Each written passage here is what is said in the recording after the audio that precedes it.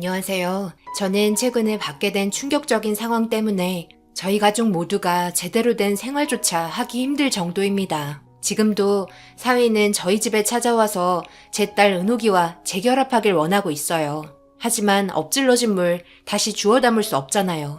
자기 부모를 원망해야지 어쩌겠어요. 사건은 결혼식 이후부터 시작이 되었죠. 저랑 사돈은 같은 나이입니다. 그래서 그런지 친하게 지내려고 저에게 항상 친근하게 다가왔어요. 저도 그게 싫진 않았지만 어느 정도 선은 지키려고 노력했죠. 그 이상 가게 되면 분명 서로 상처받게 되는 말들이나 행동들 때문에 안 좋은 상황이 생길 게 분명하다는 걸 인생 살아오면서 느꼈거든요.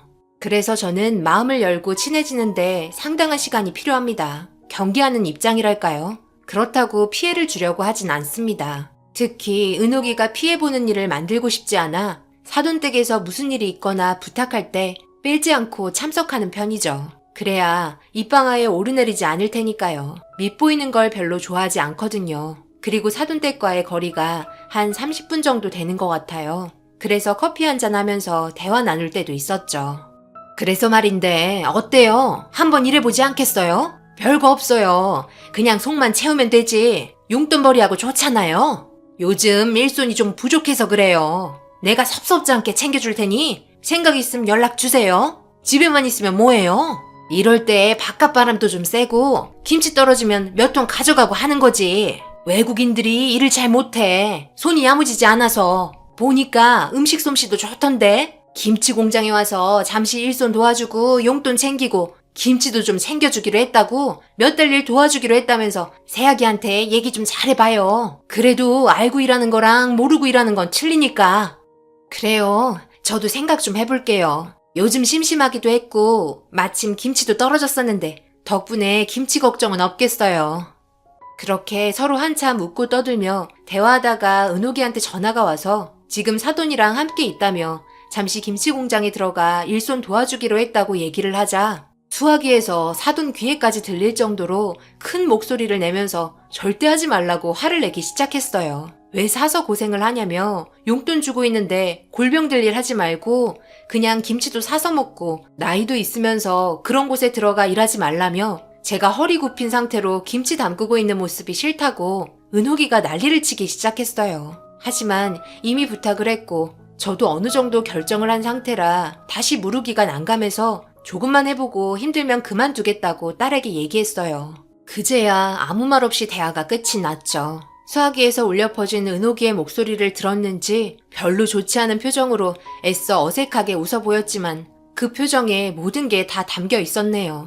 막상 그 자리에서 하지 않겠다고 거절하는 것도 예의가 아닌 것 같아 생각해보고 다시 연락 주겠다는 말과 함께 인사하고 카페를 나왔습니다. 그렇게 자리를 일어났는데 그 자리에서 결정하지 못한 게 내심 마음에 걸렸고 계속해서 그때의 상황이 생각나 불편해하고 있는데 은옥이한테 다시 전화가 왔어요. 그래서 집에 가면서도 대화를 이어나갔죠. 결국 일손이 부족해서 어렵게 말을 꺼낸 사돈의 부탁을 들어주기로 결정이 되었습니다. 그냥 좋은 경험해본다 생각하고 사돈에게 전화 걸어 일하겠다고 말했죠.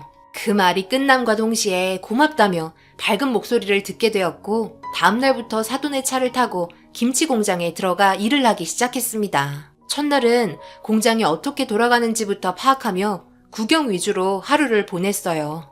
직원분들과 인사도 하고 잠시 일손을 도와주러 왔다며 소개하는 자리를 마련해 줬었죠. 외국인 분들과도 반갑게 인사가 오고 갔어요. 한국말을 정말 잘하더라고요. 그런데 갑자기 인상이 안 좋아진 사돈이 저를 따로 사무실에 불렀습니다. 오늘은 그냥 첫날이니까 넘어가지만 다음부터 외국인이랑 대화할 때 너무 잘해주면 안 돼요. 버릇 나빠져요. 애들이 조금만 잘해주면 능구렁이처럼 행동한다니까. 말도 어찌나 안 듣는데 절대 존대 쓰지 말아요. 그냥 반말해요. 정줄 필요 없어요. 쟤네들이 잔머리를 얼마나 많이 굴리는데요. 내가 저번에는 화딱지가 나서 엄청 뭐라고 했는데 한마디도 지려고 하지 않고 또박또박 대들더니 김치 못 만들겠다고 사장이 나한테 오히려 큰소리 쳤다니까. 지금은 일손이 부족해서 그냥 참고 넘어가는 거지. 나중에 봐봐. 다 잘라버릴 거니까. 그럼 내일부터 같이 일 좀 해봐요. 그때 사돈의 얼굴에서 심보가 가득한 걸 느낄 수 있었어요. 저랑 카페에서 대화할 때와는 전혀 다른 얼굴을 하고 있었죠.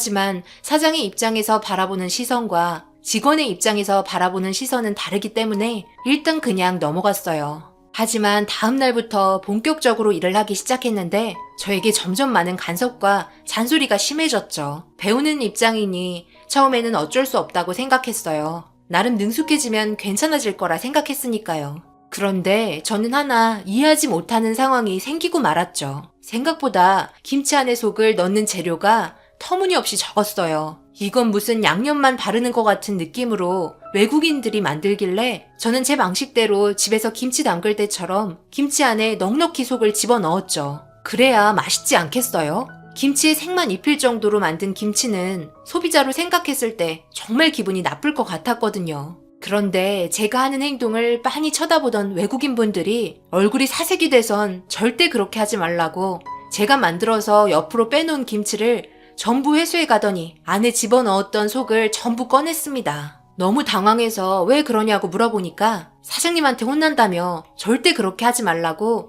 강한 어조로 저에게 경고하듯 얘기하길래 완성품을 쳐다보며 이런 식으로 만들면 누가 사 먹겠냐고 말하는 순간 사돈이 순찰을 하듯 상황을 체크하려고 들어왔습니다. 아무 말 없이 김치 만드는 걸 쳐다보고 있는데 외국인이 만든 김치 절반을 제 옆에 쓱 갖다 놓고 제가 만든 김치 속을 마저 빼고 있는데 그걸 본 사돈이 화들짝 놀라며 외국인에게 달려가 김치 속 많이 넣었다고 엄청나게 화를 내고 있었습니다. 사돈은 뭐 하나 걸리기만 해봐라. 가만두지 않을 테니까 라는 표정으로 심각하게 쳐다보고 있었고 상황이 점점 심각해지자 급하게 다가가 제가 처음이라 잘 몰라서 그랬다며 설명했어요. 그제야 좀 진정이 된 듯 침착하게 저를 보며 다른 직원이 하는 거 잘 보고 따라 배우라고 어색한 웃음을 하면서 사무실로 돌아갔네요. 폭풍이 휘몰아치듯 순식간에 식은땀이 흐를 정도로 분위기가 무서웠습니다. 저도 남들에게 피해주지 않기 위해 시키는 대로 묵묵히 일을 하며 일주일 정도 다녔는데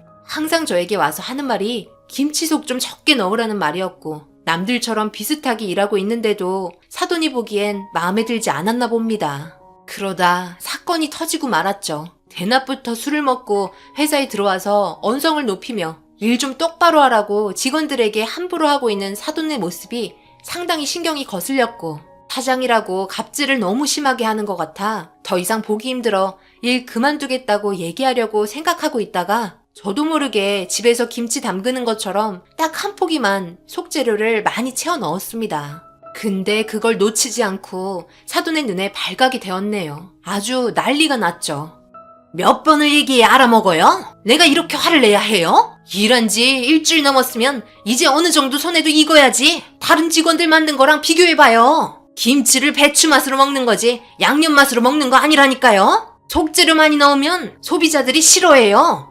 이건 뭐야? 다른 것들도 엄청 많이 넣었네. 무슨 일을 이딴 식으로 해? 내가 해도 이것보단 잘하겠다. 사돈, 말이 좀 심한 것 같아요. 제가 밑에서 일하는 직원이라고 사람들 많은 데서 이렇게 막말하시면 안 되죠. 그리고 김치를 양념 맛으로 먹지 무슨 배추 맛으로 먹어요. 양념이 골고루 잘 배어 있어야 김치가 맛있는 거라고요. 인터넷에서 보니까 여기서 판매하고 있는 제품들 하나같이 상품평도 좋지 않던데요. 안에 속재료가 너무 없다고요. 그냥 색깔만 칠해놓은 것 같대요. 짠맛밖에 안 난대요. 어떤 사람은 김치를 먹는 게 아니라 배추 장아찌를 먹는 것 같다며 다시는 시키지 않겠다고 난리도 아니던데요. 상품평은 보고 계신 거죠? 걱정돼서 하는 말이니 기분 나빠하지 마시고요.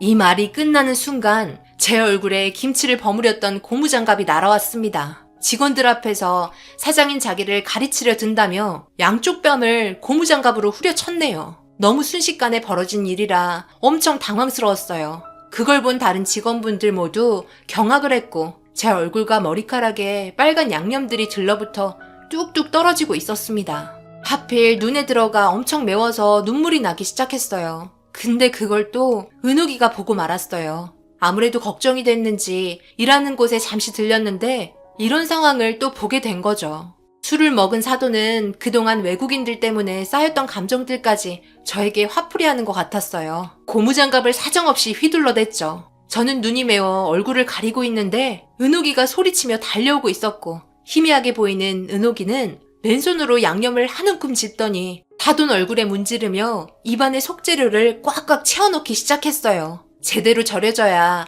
정신 차릴 것 같다고 사돈을 진짜 김치로 만들어 버렸네요. 시어머니한테 대들었다고 아주 난리가 났었죠. 그런데 더 큰 문제는 거기서 끝나지 않았어요. 사위가 뒤늦게 들어왔죠. 같이 온 거였어요. 은옥이는 먼저 들어왔고 사위는 주차하고 들어왔기 때문에 이 상황을 전혀 모르고 있어 다짜고짜 은옥이에게 화를 내기 시작했죠.